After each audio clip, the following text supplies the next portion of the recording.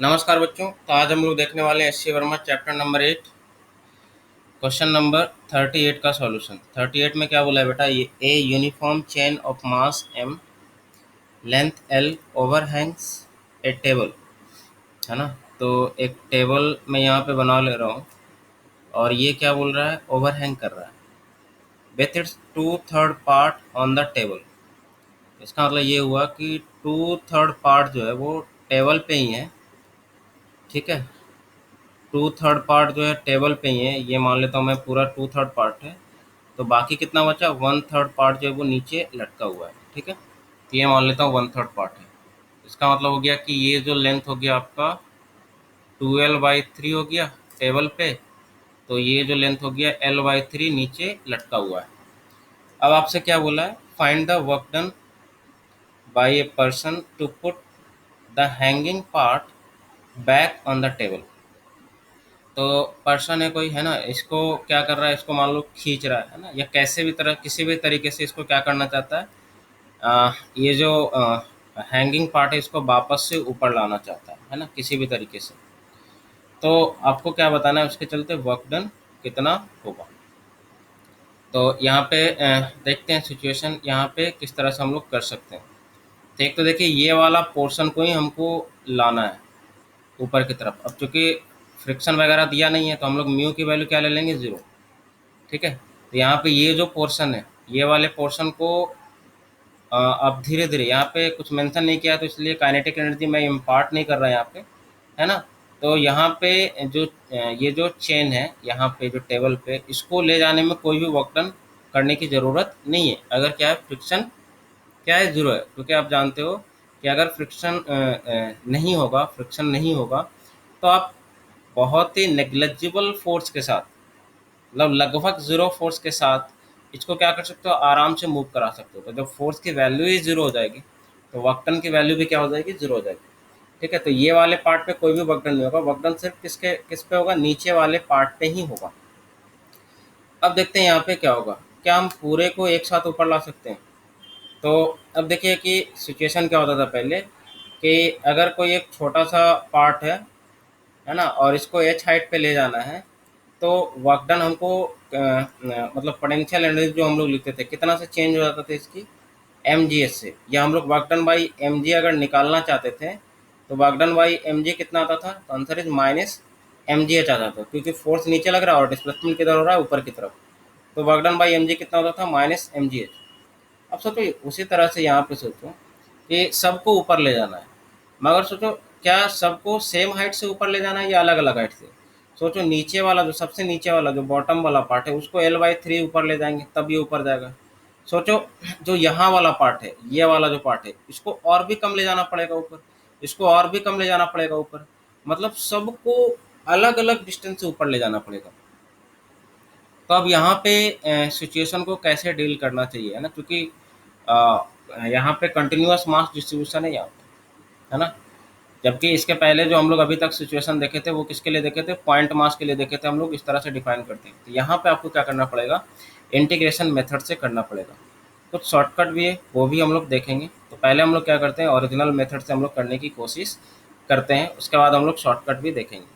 तो सबसे पहले तो हम लोग क्या कर रहे हैं बेटा, कि ये वाला जो वर्टिकल पार्ट है उसको मैं इस तरह से दिखा रहा हूँ, है ना। ये हैंगिंग पार्ट है, कितना, l/3, इसी को ऊपर ले जाना है। तो सबसे पहले मैं क्या करता हूँ, एक छोटा सा कोई एलिमेंट सेलेक्ट करता हूँ। मान लेते हैं कि यहाँ से मैं सेलेक्ट करता हूँ y डिस्टेंस से, ये dy लेंथ का कोई एक छोटा सा एलिमेंट सेलेक्ट करता हूँ dy लेंथ का, और इसकी मास कितनी है, मान लेते हैं dm, ठीक है। एंड इसका जो रॉड जो है वो यूनिफॉर्म चेन बोला है यहाँ पे, है ना। तो इसकी जो डेंसिटी है ना, डेंसिटी का मतलब इसको हम लोग लैम्डा से डिनोट करें, that is mass per unit length, है ना। या इसको हम लोग ऐसे भी लिख सकते हैं, dm/dl, है ना। एक्स डायरेक्शन में dx हो जाएगा, वाई डायरेक्शन में क्या हो जाएगा, dy हो जाएगा, है ना। मतलब this dm/dy mass per unit length. तो लेंथ कितना है, dy, एंड मास कितना है, dm। ये क्या होगा, कांस्टेंट, ठीक है। लैम्डा इक्वल टू, एक तो टोटल का ले लिया मास m, टोटल का लेंथ l, एक छोटे से सेक्शन का मास लोगे dm, छोटे से सेक्शन का लेंथ dy, है ना। कितना भी छोटा सेक्शन लो, सब क्या होना चाहिए, सेम होना चाहिए, क्योंकि ये यूनिफॉर्म बोला है। है ना। तो यहाँ से हम लोग क्या लिख सकते हैं, डी एम इक्वल टू क्या लिख सकते हैं यार, डी एम इक्वल टू लिख सकते हैं क्या, lambda into D Y, and lambda की वैल्यू हम लोग क्या लिख सकते हैं, एम बाई एल। तो ये सिंपली कितना हो जाएगा, m by l into D y, ऐसे लिख सकते हैं, m by l into D y, किसकी जगह पे, डी एम की जगह पे, है ना। और ये बहुत बार यूज में आता है, तो ये तो आपको याद ही कर देना चाहिए ना, क्योंकि lambda d m equal to क्या होगा, लैम्डा इंटू डी एल, या लैम्डा इंटू डी एक्स, या लैम्डा इंटू डी वाई।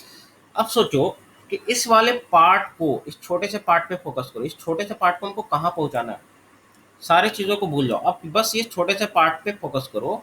इस छोटे से पार्ट को हमको पहुँचा देना है यहाँ पे, इस लेवल पे, क्योंकि बोल रहा है क्या कि आपको ऊपर ही ले आना है सबको, है ना। देखो यहाँ पे हैंगिंग पार्ट को कहाँ ले आना है, टेबल पे ले आना है वापस। तो इसका मतलब ये वाले पार्ट को भी आप ऊपर ले जाओगे, ठीक है। तो पहले छोटे से पार्ट पे फोकस करते हैं। इस छोटे से पार्ट को अगर आप ऊपर ले जाओगे, ठीक है, तो आपको तो कुछ ना कुछ वर्क डन करना पड़ेगा यार। किसके अगेंस्ट वर्क डन करना पड़ेगा, तो सोचो ये जो छोटा सा पार्ट है डीएम, ये सर इसका तो एक तो डीएम जी लग रहा होगा, मास इनटू ग्रेविटी, तो इसके अगेंस्ट आपको वर्क डन करना पड़ेगा, है ना, कुछ ना कुछ तो फोर्स लगाना पड़ेगा, ऑब्वियस ही है ना, भले वो तुमने कितना भी स्मॉल फोर्स लगाया हो, मतलब मगर वर्क डन तो करना पड़ेगा ना इस पे, तभी तो ये ऊपर जाएगा। तो आपको ग्रेविटी के अगेंस्ट वर्क डन करना पड़ेगा। तो वर्क डन कितना आएगा, कितना वर्क डन होगा, बहुत ही छोटा सा वर्क डन होगा, डी डब्ल्यू दैट इज इक्वल टू क्या लिखेंगे बताओ, जस्ट एम जी के अपोजिट होगा, है ना। जैसे यहाँ पे अगर आप वर्क डन लिखना चाहो तो कितना लिखोगे, एम जी के चलते वर्क डन कितना होगा यहाँ पे, डी एम मतलब एम जी एच, यही होता है ना। तो एम जी और एच, एच कितना है, देखो ये कितना डिस्टेंस ले जाना है, तो ये वाई डिस्टेंस ले जाना है। तो एम जी एच की जगह पे कितना हो गया, वाई, ये होगा work done by gravity, minus sign यहाँ पे लगा दोगे तो, क्योंकि ये तो फोर्स तो नीचे की तरफ लग रहा है, जबकि डिस्प्लेसमेंट आपको वाई यूनिट ऊपर ले जाना है। तो डिस्प्लेसमेंट ऊपर वाला पॉजिटिव ले रहा हूँ मैं, नीचे वाला नेगेटिव ले रहा हूँ, इसलिए यहाँ पे क्या हो जाएगा, ये दोनों अपोजिट डायरेक्शन में तो माइनस हो जाएगा। तो डीएफ के चलते वर्क डन कितना होगा, अब स्लोली स्लोली ले जा रहे हैं ना, स्लोली स्लोली ले जाने का मतलब दोनों की वैल्यू जो है लगभग क्या लेंगे, सेम। तो डीएम के चलते क्या हो जाएगा, पॉजिटिव वर्क डन हो जाएगा। तो वर्क डन होगा जो यहाँ पे स्मॉल वर्क डन जो होगा वो एफ के चलते, डीएफ के चलते, जो क्योंकि तुम्हारे चलते पूछ रहा था तुमने कितना वर्क डन किया, तो answer is plus d m into g into y, बहुत ही छोटा सा वर्क डन किया है ना। And that is equal to d m की वैल्यू मैंने यहाँ पे ऑलरेडी निकाल चुका हूँ। तो m by l into D y into, तो पहले मैं कांस्टेंट को रख लेता हूँ एक साथ, वाई इंटू डी वाई एक साथ ऐसे लिख लेता हूँ, एम जी डी वाई को इधर लिख दिया, एंड ये वाला जो वाई इसको पहले इधर लिया है। तो ये छोटा सा वर्क डन आया है।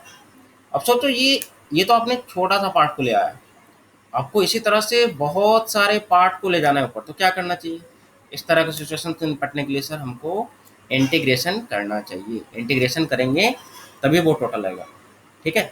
तो इंटीग्रेशन में देखो लिमिट रखो, सबसे पहले y की वैल्यू कहाँ से स्टार्ट करोगे, यहाँ से, ये जो छोटा सा पार्ट है, तो सोचो ये जस्ट टेबल के जो पास वाला जो हिस्सा है उसको ऊपर ले जाने में वर्क डन लगभग कितना करना पड़ेगा, जीरो। तो यहाँ पे लिमिट रख दो वर्क डन का, जीरो। सोचो सबसे नीचे वाला जो पार्ट है इसको भी ले जाने में कुछ ना कुछ टोटल वर्क डन करना पड़ेगा, तो इसको ले जाने में, यहाँ तक ले जाने में टोटल वर्क डन करना पड़ेगा, तो जीरो से डब्ल्यू, वर्क डन धीरे धीरे क्या होगा, बढ़ता जाएगा। तो यहाँ पे हम लोग यहाँ पे क्या लिख रहे हैं, टोटल वर्क डन डब्ल्यू, है ना, डी डब्ल्यू को हम लोग क्या लिख रहे हैं, सिंपली डब्ल्यू। यहाँ पे जो कांस्टेंट है बाहर निकाल लो, M ji by L constant है, इंटीग्रेशन वाई डी वाई। अब सोचो हमको ये पूरे जो चेन है जो लटका हुआ है इसको पूरा ऊपर ले जाना है ना। तो हमने तो ये छोटा सा सेगमेंट कंसिडर किया था वाई, तो वाई को कहाँ से कहाँ तक ले जाए कि पूरा कंसिडर हो जाए, तो वाई यहाँ से स्टार्ट किया था मैंने, चल रहा है ना। तो यहाँ पे वाई इक्वल टू जीरो हो गया, और जो नीचे जो होगा बेटा वो वाई इक्वल टू कितना हो जाएगा बताओ, टोटल लेंथ कितना है, एल बाई थ्री, क्योंकि एल बाई थ्री पार्ट ही लटका हुआ है। इसका मतलब अगर हम इंटीग्रेशन कर दें, कहाँ से इनिशियली अगर हम जीरो से सेगमेंट ले रहे हैं एंड कहाँ तक, एल बाई थ्री तक अगर मैं इंटीग्रेट कर दूँ तो मेरा काम बन जाएगा। तो नीचे वाला मैं क्या ले रहा हूँ, पॉजिटिव ले रहा हूँ यहाँ पे, है ना, इसलिए यहाँ पे मैंने नेगेटिव नहीं लिया है ना, यहाँ पे वाई भी पॉजिटिव लिया है, डी वाई भी क्या लिया, पॉजिटिव लिया है ना। तो ये आपको ध्यान में रखना होगा। तो यहाँ पे क्या हो गया बेटा, ये एम जी बाई एल, अब तो इंटीग्रेशन है सिंपल, वाई का इंटीग्रेशन क्या हो जाएगा, वाई स्क्वायर बाई टू, और लिमिट रख दो जीरो से लेके कहाँ तक, एल बाई थ्री, ठीक है। तो सिंपली ये निकल कर आ जाए कितना, m ji by l, limit रखा तो सॉरी mg/2l, ठीक है, 2 को बाहर कर लिया। ये लिमिट रखोगे आप तो हो जाएगा कितना, L²/9 डायरेक्ट रख रहा हूँ मैं। एक बार अपर लिमिट रखो, एक बार लोअर लिमिट रखो। लोअर लिमिट रखोगे 0 हो जाएगा, तो ये 1l से 1l गया, तो ये कितना हो जाएगा mgl/18। मतलब ये आपको टोटल वर्क डन करना पड़ेगा, या हम लोग ऐसे ही बोल सकते हैं वर्क डन अगेंस्ट ग्रेविटी आपको इतना करना पड़ेगा, क्योंकि इक्वली हो रहा था ये, है ना, जितना ग्रेविटी ने वर्क कर रहा था उतना ही। तो आप सोचो इतना वर्क डन करना पड़ेगा, सिंपल। आप सोचो कोई ऐसे भी इस सवाल को कर सकता है। तो शॉर्टकट के लिए हम लोग यहाँ पे एक फार्मूला तैयार करते हैं। जैसे अगर मान लो कोई रॉड है बेटा, इस तरह से वर्टिकल है ना, किसी भी सरफेस पे ये इस तरह से वर्टिकल है, वर्टिकल पोजीशन में, और एक और रॉड ले रहा हूँ मैं, ये इस तरह से हॉरिजॉन्टल पोजीशन में। थिकनेस इसकी नेग्लिजिबल है ना, थिकनेस ये वाला जो है ना, थिकनेस वो नेग्लिजिबल है। अगर आपको यहाँ पे मैं बोल रहा हूँ कि ये पोटेंशियल एनर्जी का रेफरेंस लेना है, यू रेफरेंस लेना है पोटेंशियल एनर्जी का, ठीक है, 0 लेना है यहाँ पे, यहाँ पर भी रेफरेंस लेना है 0। तो अगर यहाँ पे आपसे पूछा जाए कि बताइए कि पोटेंशियल एनर्जी इसकी कितनी होगी, तो आप फटाफट क्या बोल दोगे, पोटेंशियल एनर्जी कितनी हो जाएगी इसकी, रॉड की पोटेंशियल एनर्जी कितनी हो जाएगी, 0। क्यों सर 0 क्यों? देखो पोटेंशियल एनर्जी कितनी होती है mgh, और थिकनेस जब कुछ है ही नहीं, तो ये तो h तो इसका हर एक पार्ट का क्या हो जाएगा, 0 हो जाएगा। तो हर एक पार्ट का पोटेंशियल एनर्जी ऐड करो, 0 0 0 0 0, तो दैट इज इक्वल टू 0 हो जाएगा, ठीक है। अगर यहाँ पे आपसे पूछा जाए, लेंथ मान लेते हैं कितना l है, अगर यहाँ पे पूछा जाए मास कितना है बेटा इसका, मान लेते हैं m, ठीक है, यहाँ पे आपसे पूछा जाए पोटेंशियल एनर्जी बताओ, तो आप क्या लिखोगे, क्या mgl लिखोगे या कुछ और लिखोगे? सर mgl कब होता, जब ये पूरा मास यहाँ रहता और पूरे को उठा के यहाँ पे ले जाते एल हाइट पे, तब पोटेंशियल एनर्जी mgl होता। सोचो ये पूरा का पूरा तो ऊपर नहीं गया, इसमें से कुछ पार्ट इस लेवल पे है, कुछ पार्ट इस लेवल पे, कुछ पार्ट इस लेवल पे, कुछ पार्ट इस लेवल पे, मतलब सर पोटेंशियल एनर्जी mgl तो नहीं होगा, mgl से कम ही होगा, तो कितना होगा, ठीक है। तो फिर से इंटीग्रेशन मेथड करना पड़ेगा। फिर से क्या करोगे, वाई डिस्टेंस पे जाके एक छोटा सा एलिमेंट कंसीडर करोगे dy का, ठीक है। पहले ये dy वाला बेटा कहाँ था, जमीन पे नीचे पड़ा हुआ था ऐसे ही। अब ये dy को कितना ऊपर ले गए बेटा, y यूनिट ऊपर ले गए, तो पोटेंशियल एनर्जी इसकी कितनी से बढ़ गई, तो ऑब्वियस सी बात आप जानते हो कि पोटेंशियल एनर्जी कितनी से बढ़ जाती है, mgh। तो m कितना है, dm into g into H, H कितना ले गए, y यूनिट। फिर से अगर आप इसको इंटीग्रेट करोगे, टोटल पोटेंशियल एनर्जी अगर आप निकालना चाहते हो यार, तो dm तो आप जानते हैं बेटा, यहाँ से तो ऑलरेडी निकाल ही चुका हूँ मैं, m/l इंटू dy। तो dm की जगह पर रख लिया m/l इंटू ये हो गया z into y into dy, sorry ये m/l हो जाएगा, है ना, ठीक है, तो ये नहीं है। तो अब लिमिट रखना पड़ेगा यार, तो लिमिट में किसको वैरी कर रहा है, y को, तो y को वैरी क्या करेंगे, नीचे वाला 0 ले रहा हूँ मैं और ऊपर वाला कितना ले रहा हूँ, l तक, तो 0 से लेके l तक वैरी कर लो। तो ये जो रिजल्ट आएगा बहुत ही इम्पोर्टेंट रिजल्ट है, और ये अधिकतर बार हम लोग यूज कर सकते हैं। ये हो गया y से dy, तो फिर से ये लिमिट आ जाएगा कितना बेटा, y²/2, लिमिट कितना हो जाएगा 0 से l तक, है ना, सिंपल इंटीग्रेशन है। और ये कैलकुलेट करने के बाद कितना आ जाएगा, mg/2l, और ऊपर कितना आ जाएगा, लिमिट रखोगे तो l² - 0 तो l², तो ये कितना आ गया mgl/2। इसका मतलब सर पूरी आधा हो गया। अगर ये पॉइंट ऑब्जेक्ट होता तो पोटेंशियल एनर्जी mgh होता, अदरवाइज कितना आ रहा है, पोटेंशियल एनर्जी mgl/2 आ रहा है। अब आप सोचो, कुछ दिमाग लगाओ यहाँ पे, सर जो सेंटर ऑफ मास जो है ना इसका, सेंटर ऑफ मास की अगर बात करें, है ना, सेंटर ऑफ मास की अगर बात करें यहाँ पे, तो वो भी l/2 डिस्टेंस ही ऊपर गया है। इसका मतलब इस तरह के क्वेश्चन में हम लोग डायरेक्ट सेंटर ऑफ मास का कितना हाइट ऊपर गया है उससे भी हम लोग निकाल सकते हैं, तो आंसर इज यस। तो ये आप याद रखो बस। इसका मतलब इस तरह का जब भी सवाल आए तो आप सिंपली क्या कर लो, सेंटर ऑफ मास कितना ऊपर गया है, पोटेंशियल एनर्जी उतना ही से इंक्रीज करेगा, ठीक है। तो अब आप देख लो सिंपली, अगर बेटा यहाँ पे आया मास m है, सेंटर ऑफ मास ये है, तो ये हाइट कितना है बताओ, ये हाइट है l/2। तो अगर आप सबको भूल जाओ, सबको एक पॉइंट ऑब्जेक्ट मान लो जिसका पूरा मास यहाँ पे m है, और ये अब कितना हाइट पे हो जाएगा, तो सेंटर ऑफ मास तो l/2 पे लोकेटेड है। तो अब इसका पोटेंशियल एनर्जी लिखो कि अगर किसी ऑब्जेक्ट को एच की जगह L/2 हाइट पे ले जाते तो आंसर क्या आता पोटेंशियल एनर्जी का, mgh, एच की जगह पे लेकिन कितना L/2। तो ये इस तरह से हम लोग लिखेंगे, ठीक है। तो ऊपर वाला का शॉर्टकट इसी में, आप शॉर्टकट में अगर करना चाहो तो ऐसे ही कर सकते हो। तो ऊपर वाले में बेटा ये जो लेंथ दिया है ना, वो कितना दिया है, लेंथ L/3 दिया है, ठीक है। एंड इसका जो हमको पूरे सिर्फ इसको ले जाना है ऊपर यार, है ना, तो हमको सिर्फ इसके मास से मतलब है। अब इसका मास निकालो कितना है ना, तो तुमको पता है L लेंथ में मास कितना है बेटा, m। तो L/3 लेंथ में मास कितना होगा, तो m/3। लेंथ को एक तिहाई किया तो मास भी कितना हो जाएगा, एक तिहाई, तो m/3। तो आप क्या कंसिडर कर सकते हो, ये देखो ये टेबल का ऊपर वाला हिस्सा है ना, ये टेबल का ऊपर वाला हिस्सा, ये लटका हुआ पार्ट था, ठीक है, ये लटका हुआ पार्ट है, ये बाकी ऊपर रखा हुआ है इस तरह से, ठीक है। अब तुम्हारे पास सवाल क्या हो गया कि ये एक पॉइंट ऑब्जेक्ट है ना, जो कि कितने डिस्टेंस पे है बेटा ये। तो अब देखो ये पूरा L/3 है और ये मिड पॉइंट है, सेंटर ऑफ मास है। तो ये बताओ ये डिस्टेंस कितना होगा, तो L/3 का आता that is L/6।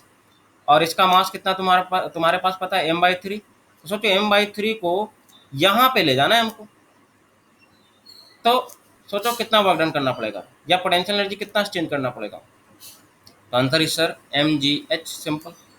Work done कितना करना पड़ेगा, mgh, work done against gravity की अगर बात करें तो m into g into H की जगह पे कितना है L/6। यहाँ से भी आंसर क्या आ जाएगा, सेम आ जाएगा, दैट इज mgL/18, ठीक है। तो आई होप कि ये पूरा सिचुएशन आपको क्लियरली समझ में आया होगा कि शॉर्टकट में हम लोग कैसे कर सकते हैं और इसका जनरल मेथड क्या है। ये था क्वेश्चन नंबर 38। नेक्स्ट मिलेंगे हम लोग क्वेश्चन नंबर 39 के साथ।